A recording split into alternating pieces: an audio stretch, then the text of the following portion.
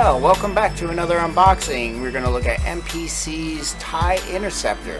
It's one of my favorite, actually it's my favorite TIE fighter in the series. It's a nice size kit. It's an older kit from, I believe around the early 80s, mid 80s, around the Return of the Jedi time, so should be pretty cool. So let's take a look. Well, alright, here she is. MPC's Star Wars Return of the Jedi TIE Interceptor. I think this is by far going to be my favorite TIE fighter in the Star Wars universe. I think they even have a newer version of this that's red, black, or something like that. And still, I think the old school one is the coolest. It's fast. It has its own hyperdrive. It's got the wing shape like Darth Vader's, yet it has the notches cut out so they can have more side view.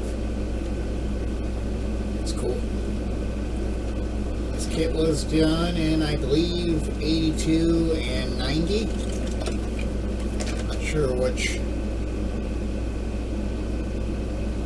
time this really was. I'm sure that probably tells you. Maybe 97.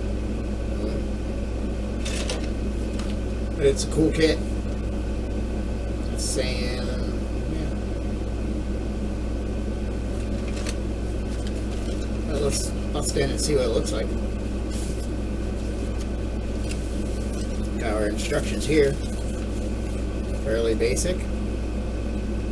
It's the same 95 Lucasfilm, so probably about when, since this is all the licensing authorization. But a fairly simple build. I think it's got a whole 4 stages.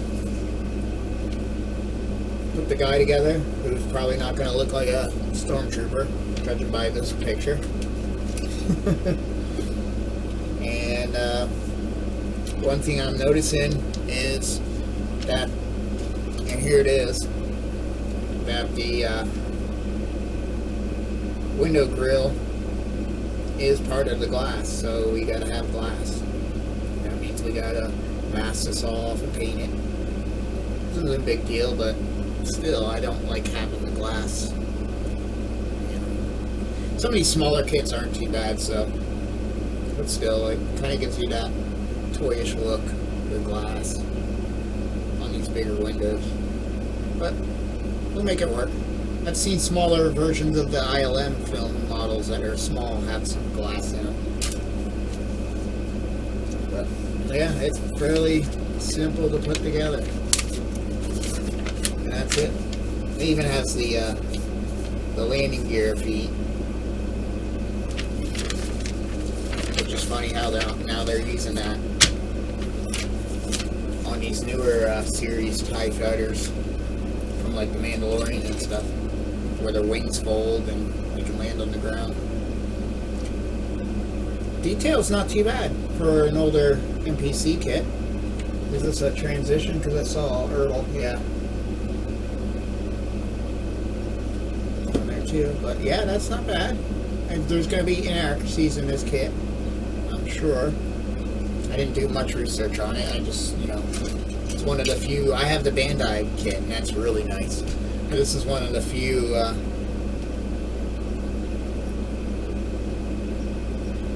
Interceptor kits that are out there. I wish there would be a larger one, especially by Bandai, or they do one this size. But the detail's pretty nice, and I'll look it over and we'll fix what we can and what's worth fixing. There's going to be a lot on here, like how they have a clear opening there, and I think there's supposed to be a clear piece of glass that goes there. We'll make the grill that goes there. I have it from my TIE fighter, my studio scale, and there's a piece of glass in there, which we'll probably keep. I mean, I don't have to, I don't think. Or no, that is part of the hatch that opens. Or no, that hatch doesn't open, it opens in the back. That's how it is. We're going to make that a permanent closed. Yeah, that's going to get glued in and then puttied up. And we'll do that right. Don't know, I mean, other than that, it's not bad. These latches could be better, but I mean, at that small a scale. It's going to be a pretty decent TIE fighter, so size.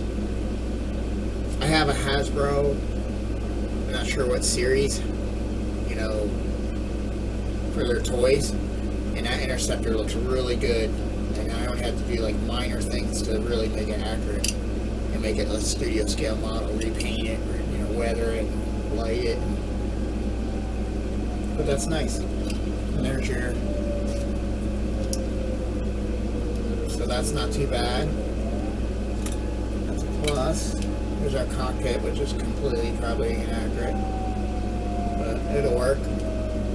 I don't know how much I'm going to light inside there. It's nice to have that cool wall that they have behind it with the red lights in it.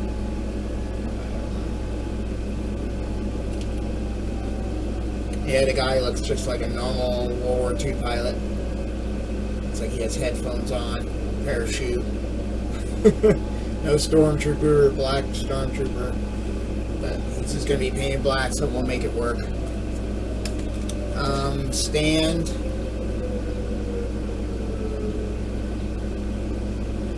Probably not, at least this part. Might use that part and just run a rod up into that.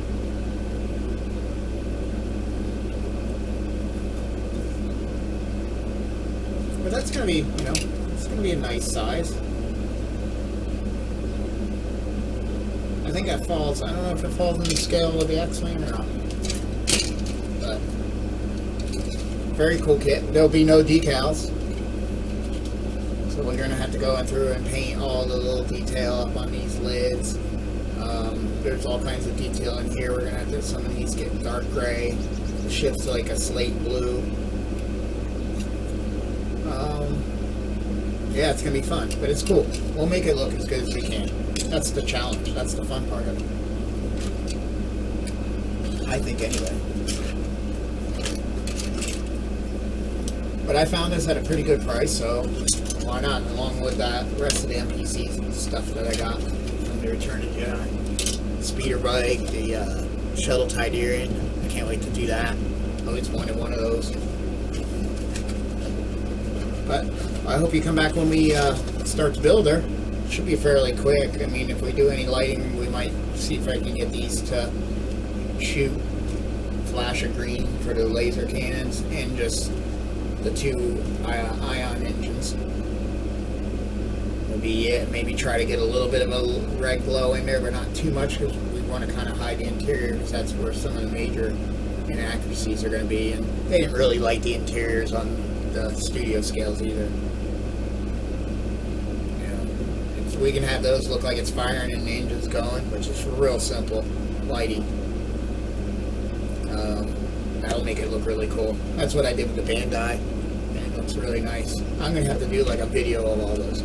But anyway, I hope you come back when we decide to tear into this one. Until then, happy modeling. Thanks for watching.